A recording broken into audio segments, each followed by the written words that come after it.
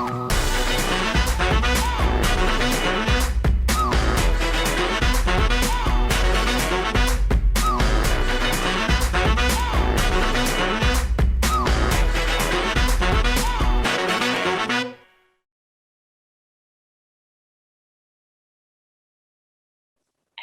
everyone. Welcome.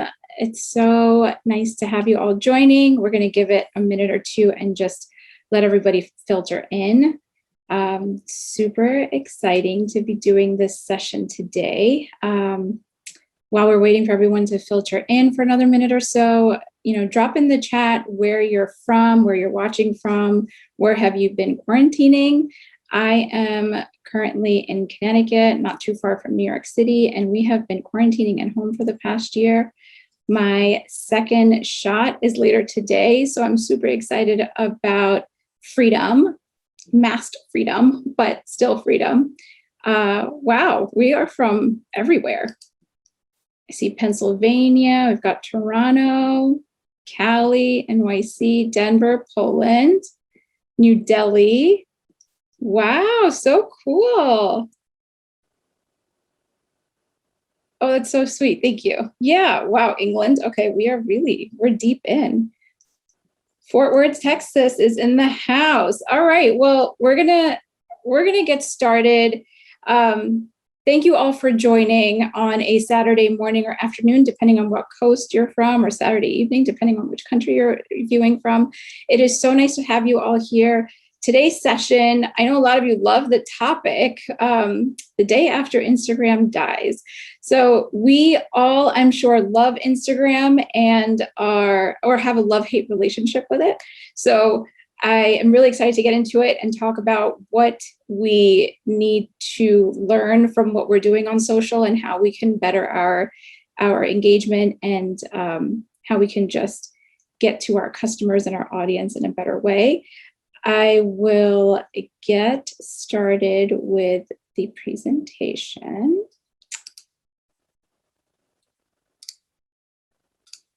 So I do want to say that everything that you hear today, whether you are building a brand or you yourself as a creative, as a business person, you're trying to better your social footprint, whatever it may be, this applies to you.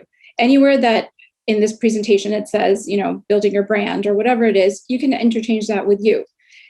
This concept of not relying on social media for your audience is extremely important for anyone in whatever sphere they're in, and it can apply to any vertical of business or talent. So let's dive into it.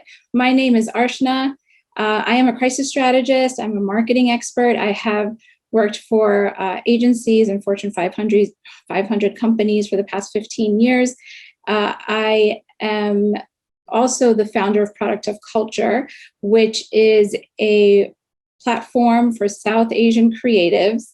And we basically amplify South Asian brands and creatives. We help give them a platform. We make sure that we are doing the most for our community. South Asians, my parents are Indian, so I'm from South Asian background. I have Indian heritage. And the countries that make up South Asia are India, Pakistan, Bangladesh, Sri Lanka, Nepal. So we're a very large community. About 22% of the world is South Asian. And we really, in the States, we have an amazing diaspora and immigrant community, and we do our best to showcase the work because we are considered a minority group. So we do our best to showcase the work that our people are doing. So the biggest thing is we started Product of Culture about 4 years ago, and we became an Instagram community. At that time, pre-COVID, we were an online, curation platform and offline community builder. So we relied on Instagram, and we were doing pop-up shops and events, and we used IG to get the word out. We had a pop-up shop coming up, and we were anticipating around 1,000 people to come to that specific event. And the day before, IG went down. And I call it died because that's how it felt. But it was about 12 hours that it went down for. And we didn't know what to do. So we realized at that point, let's just kick into high gear. We started making phone calls and wanting to get the word out about where the location was and all of this logistics that just went crazy. This is not going to be a hate on social platforms. Social platforms are extremely important. We're going to talk about Instagram today, but all of the pros and cons that we talk about, all the things that you'll learn today, you can interchange IG with Facebook or LinkedIn or Pinterest. It all applies across the board. The biggest pros for social media, and I'll go through these really quick because some of you might not be using your social platforms for these reasons. Massive audience reach, that's obvious. A space to build your brand loyalty. You can really, engage with your customers or with your fans on social. Targeted advertising, you can have your dollars go very far on any social platform. Powerful analytics. If you have a business account on IG, all of you that do know that, there's just a great way to find out if your hashtags are working, if you're, how you're doing on the discovery page. Those are really important, especially for any relationships that you're trying to build, partnerships that you might be trying to build. You have direct connections to your users and partners. You eliminate roadblocks to purchasing. So IG has created this great option for you to be able to shop on the platform now. So you can also communicate with anyone that would be buying your products. Honest customer feedback. We all know about how wonderful people are about sharing their opinions in DMs and in comments. Social listening, it's a great way for you to figure out what you're doing well or not. The view of the competition, it's a great way to see what everyone is doing and how you're measuring up against all of the strategies and tactics that they use. Community building, obviously, you get to control your brand narrative. You get to tell people what you're all about in your own way. And your SEO rankings are much stronger by using social. The biggest con is that you have no control over anything that you are building on any platform. You are not able to, that data is not yours. The content is really not yours. Everything, once it's on any of these platforms, no matter which one you're using, it's theirs. Your audience is really theirs. Your content is now theirs. So when we were in this pop-up situation and we did not have IG to, lean on to get our word out, our problem was that Instagram no longer exists. It's died. What do we do? 71% of businesses use IG with the intent to sell or promote. I'm sure a lot of you are in this bucket. That's a huge, huge amount. And this is across the world. This is across the globe. But 300 billion emails are sent every day. So let that process in your mind. 71% of businesses are using IG to promote. That's all fine. But 300 billion emails go out every day. And 90%, more than 90% of people are checking their email daily. And I think the number is something like 68% have actually admitted to checking email as the first thing when they get up in the morning. I'm pretty sure that number is way higher because I am guilty of that. Emails are super important. There are a lot of stats out there, especially from this year, post-COVID. Email marketing had around a 3,800% ROI compared to social, which has 28%. These stats come out year after year. Agencies give their numbers in. A lot of businesses provide their numbers as well. And these research companies do the work and figure out what is working best in marketing that year. A lot of the data that I have today is from Statista and also the United States Marketing Alliance. So make sure you get on the Slack after this and I can share all that information with you. But for those of you that are actually using your emails for getting the word out about your products, or any of you that are thinking about it, $38 for every dollar spent. For those of you where if 3,800% doesn't mean anything, because you're not selling, you're trying to promote or get the word out about, something that you're building. Think about it this way. This is why emails are important. No matter what platform you're using, what do they ask you for? They ask you for your email. And that's because that is your direct contact. That's your phone number. That's how they know to get to you. Facebook, every time someone tags you in something or sends you a message on anything, they don't send you a message on Messenger that they keep telling us to use. They email you. And the same thing with any of these platforms that you see in front of you, any other platform that you use, they want your email because they know that that is what gives them the ability to turn around to all of their fantastic investors and say, look at how many people we have. The pros of email, there's just so many. These are the most important that, kind of will apply to pretty much all of you. It's a direct connect to all of the people on your list. You get to communicate with them directly. Email is a necessity. Everyone has email. Everyone uses email for their day-to-day lives. You're more likely to have people that will subscribe for your content, that will buy your products, that will listen to you, who are on your email list. You have a purposeful audience. Your audience is there for a reason. You don't have to sift through them. You know that they know what you're about and they're in. They're 100% in for what you're doing. You own those connections. And that's the biggest thing that it's like the biggest takeaway from all of this is that audience becomes yours. It's not Instagram's. It's not part of that community. It's not Facebook's. It's not Pinterest. These are your people. You're not affected by algorithm changes. That's why emails are just safer. Facebook, IG, anyone can change their algorithm at any given point, and you will be affected by it. A lot of us are, suffering through that. The most common way of communicating is email. That's how people know something is important. That's how, when they want something done, most often they send email.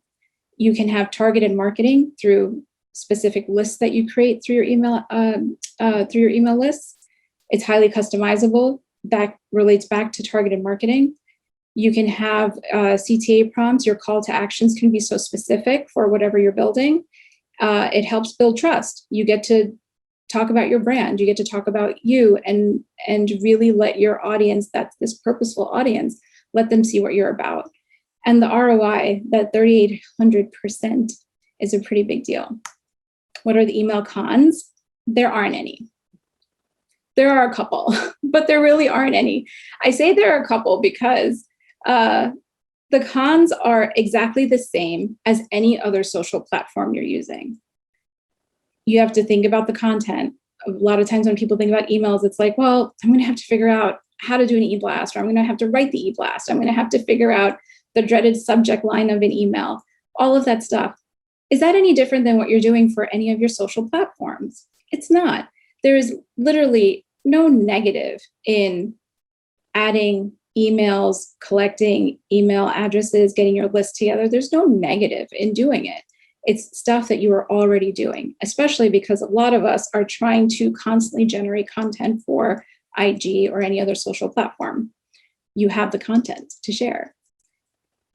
Let's say in a perfect world, IG has not died, Instagram is still very much there, and your email list is there. When you think about an online marketing strategy, when you think about digital marketing, it's a perfect marketing relationship is when you have social working together with an email list. If you think about it this way, your social media should be used to grow your audience, expand your reach, use it as your genuine marketing tool from what we all understand marketing to be. Email marketing should nurture those relationships. It should nurture those leads and help provide value to those people or drive sales. It's really important to take both into consideration when whatever you're building, because social media plus email marketing is what leads to conversions. So conversions can mean anything to you. It can mean more dollars into your business because you're selling a product. It could mean, more authentic followers because you are a content creator and you want people to really be invested in you. It could just be sharing information. If you are a platform that, you're a nonprofit and you want to be able to just share something great that you did, a great partnership, that conversion for you is the person reading it, developing more trust, and potentially providing you with some resources later on. So the perfect digital marketing campaign includes both social and email marketing. So a lot of the questions kind of come about with, when you talk about emails, people are always like, well, what am I supposed to send people? It's kind of easy, I guess, when you have product, because you can talk about the product and, you can make it a little bit warm and fuzzy by adding details about, how you came about this product and you're so excited to share and all that stuff. A lot of us don't have something to sell, or we just want to be able to reach out to people and just to say hello. We want to add email marketing into our everyday, social calendars that we all have. The biggest thing is to develop your email list and to develop it in the right way. Here are a few ways that you can do it. Provide them an appealing offer. We're going to go through in another slide or two. We'll go through different ways that you can provide them some value. Make it easy to add an email address. A lot of you are users of Squarespace or Wix. You have the ability to add pop-ups to your websites. Make it easy for them. There's a lot of conversation around, do you need their full name? Do you need their city? Do you need their phone numbers? A lot of marketers say, forget all of it, get the email address, make it as seamless as possible for them to enter and to get into your system. And they will start providing you data and there are more details as you provide them things of value. Pay attention to new subscribers, whether it's on your social channels or it's on email. There's programs that you can put in place now where it can just kick out an immediate, hi, welcome to our email list. And we're so excited to have you. Here's what you can expect. Put a CTA on your website and socials. For more information like this, join our email list. You can put CTA boxes on your website through pop-ups, pop-up boxes. You can also put it within your literature that you're sharing. On socials, you can add links, you can, do swipe ups and all that stuff. Tell them to join. Tell them that it's there. They're not going to ask you to find out if it's there. You have to tell them. Pop up images on websites and ask for shares. Ask your friends, ask business partners, ask anyone that you've worked with. I'm developing my email list. Could you please, share that they can join our list, and, we'll give them X amount of appealing things that they can look into. People are very, very giving. They will do that for you. Some of those things that will make people bite. How do you get this email list? How do you get people to be interested enough in this email list? These are some very easy ways to get people to be interested. Giving them any sort of checklist, giving them any sort of cheat sheet, any sort of template, toolkits, whatever your vertical is, give them lists and templates and tools for that space that you're in. If you are, you can be very creative. If you have a kids product, you can share a checklist about, back to school. Here's a back to school checklist. This is everything that you're going to need. So you're relatively in the same idea, the same, the people that you are appealing to check out your products, you're also appealing to them in the same way, but just not by saying, buy my product. You can create resource lists. If you are this nonprofit that we're talking about, and you feel like here are some other organizations that are doing great work, here are some articles that you could read about the same, challenge that exists in our world, send them the resource list. You can create an ebook, depending on what you're well versed in.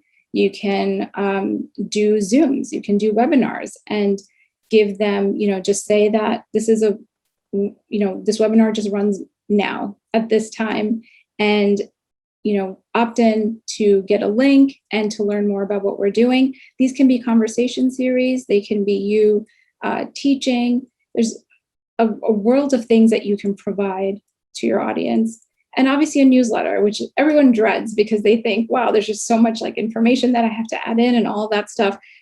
It's really not that hard. You're creating so much content for IG, and a lot of you creating content for Pinterest. It's like it's all there. It's just about packaging it in the right way so that you can send an email out. These last 4 that are in white, reasons why, origin, vision, and pain points, these are some great ways for you to touch base with your audience about you and help build the brand narrative that you're looking for, help give them more just information on who you are and how you build. Reasons why just means, why do you do certain things? Why have you created these products? Why are you working on this content? Origin, talk about where you come from. Talk about why you've built what you've built, what your vision is, what you see for the future. And pain points is a great one, because who doesn't want to hear about, who doesn't want to hear an email that says something like, here are the 5 ways I failed this week?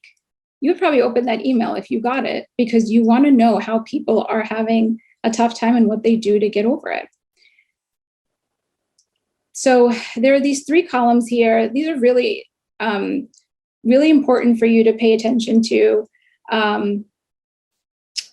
Make sure you keep this deck with you and you can refer back to it anytime. Check in with me on Slack. I can send you a little bit more specific information on these things, but I'll go through it so you understand what this is. Trigger words. So there are certain words that do really well in the marketing world for e-blasts, any sort of emails that go out. The words new, stop, how, instantly, reasons, new, bonus. It baits people to open an email. It makes them think, okay, what is it? Reasons is a great one, where you can send an email and say 5 reasons why X. Instantly download this new ebook. Stop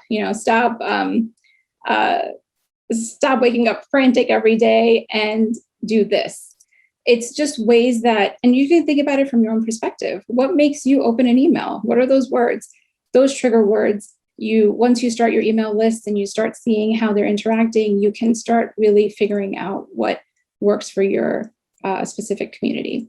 Content buckets, these are just buckets that you can create for yourself when take a spreadsheet, add each to a column, and start figuring out what kind of content can you provide. Each of these groups of content do really, really well on email. Segments is a very important thing to do when you create your email list. Most email platforms will give you the opportunity to create segments of audience in your within your lists. And so you can create segments by your customer list if you have people that purchase from you. If you have a newsletter or if you have a link for newsletter signups, you can create a segmented list for them. You can segment by age, by location, depending on whatever information that you have, social platforms, and that gives you the ability to really control the narratives that are going out to the different types of people that you have within your audience base. Stakeholders is a really important one. It's, anyone that is invested in you in some way, or anyone that it's important for you to build a relationship with, that you can't just hit up all the time and be like, hey, this is what's going on. Make a segment list for those people that you want to have, keep you on the radar. So there are certain KPIs with email that are super important: open rates, click-through rates, and unsubscribe rates.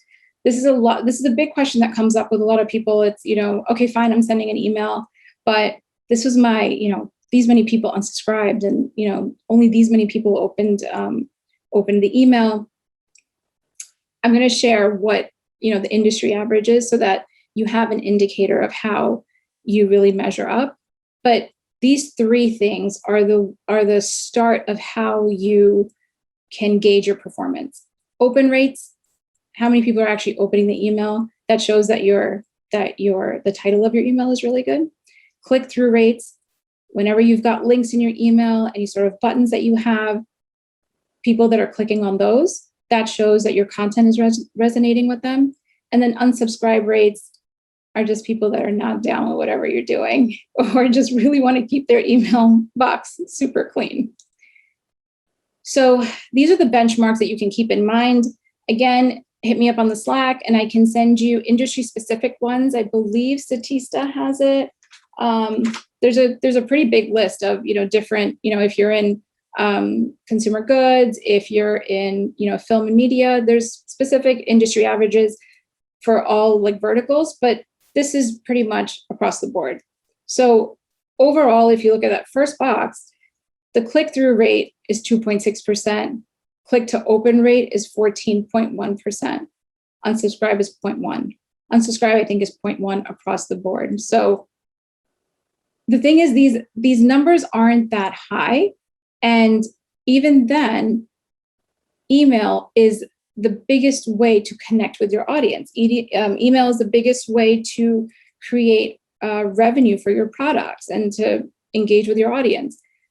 And a lot of people that reach out to me about this, they're pretty much in this frame of, 1% to 2% with people clicking in or actually clicking on the links. So the whole point is that you should take all of the emails and the content that you're creating and just figure out what is working with your audience. You can send multiple emails out and really start gauging, oh, you know what, this email title, this subject of my email didn't do this that well, but this email did really well. It's the same content, but my title was different in this way.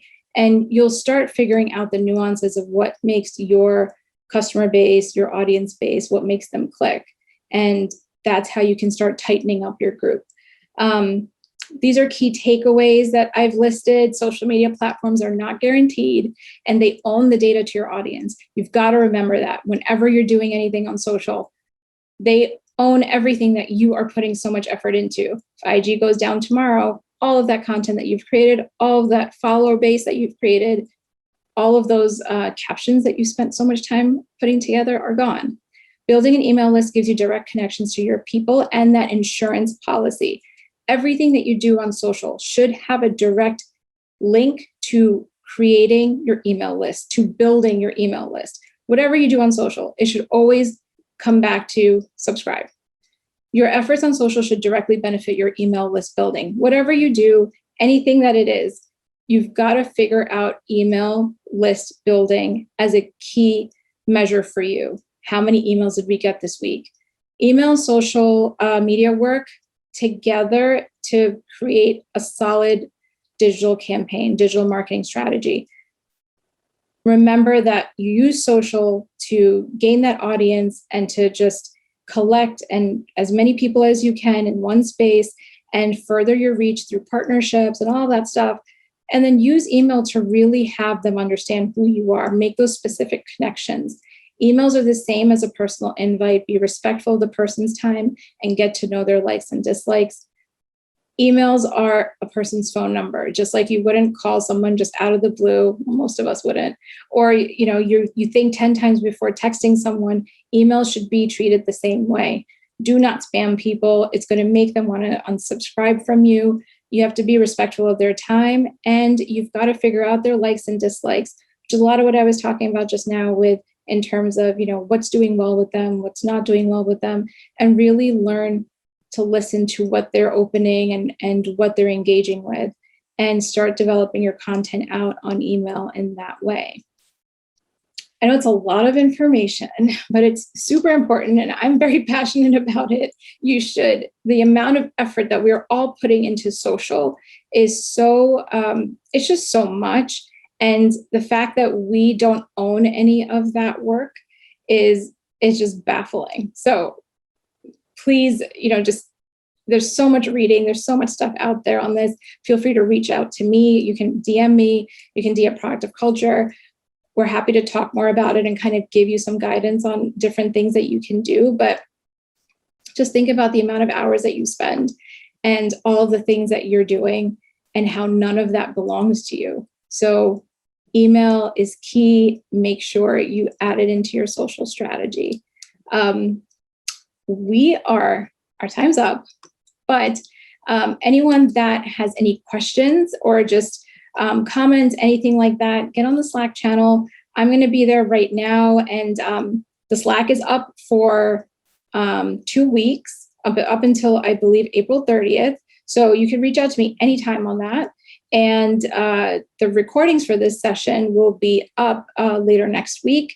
So you can watch this again. And for real, DM, email, Slack, whatever you want. I'm happy to share more. I know this is super quick, but I wanted you all to understand the importance of why you need to be collecting those email addresses. They're a gold mine. They're actually what makes you valuable if you're ever trying to sell your business, if you're ever trying to make a partnership.